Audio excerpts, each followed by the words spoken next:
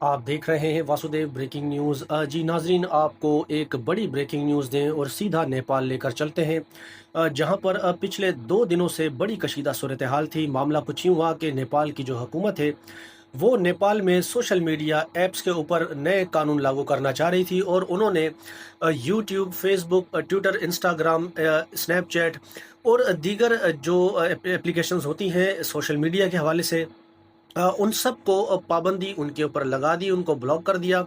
फिर उसके बाद एक तहरीक ने जन्म लिया जनरेशन जेड के नाम से, और ये तहरीक पूरे नेपाल में जो है वो फैल गई आग की तरह। इसमें बताया जाता है कि मुजाहरे हुए और फिर पुलिस की जानिब से फायरिंग के नतीजे में 12 से 18 के करीब जो है इसमें शहरी भी मारे गए, और ये वाक़या जो है वो पुरतशद्दुद हो गए। और इसके नतीजे में पार्लियामेंट को भी आग लगा दी गई मुजाहिरीन की जानिब से, सुप्रीम कोर्ट को भी आग लगा दी गई। तो मामला हाथ से निकलता देख आज नेपाल के वज़ीर आज़म ने जो है वो अपने ओहदे से इस्तीफ़ा दे दिया है। जी नाज़रीन, नेपाल के वज़ीर आज़म ने वज़ीर आज़म की हैसियत से इस्तीफ़ा दे दिया। आज मुज़ाहिरीन ने उनके घर को भी आग लगा दी और ऐवान सदर में भी घुस गए, सदर के घर को भी आग लगाई, और काफ़ी वज़राओं के घरों को भी आग लगाकर मुज़ाहिरीनों ने अपना गुस्सा जो है वो कम किया है।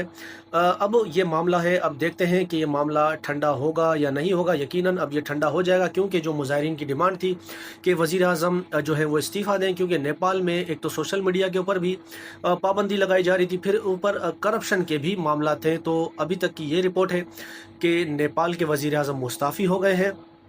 इसमें कोई और मज़ीद अपडेट आएंगी तो फिर आपको अपडेट करता चलूँगा।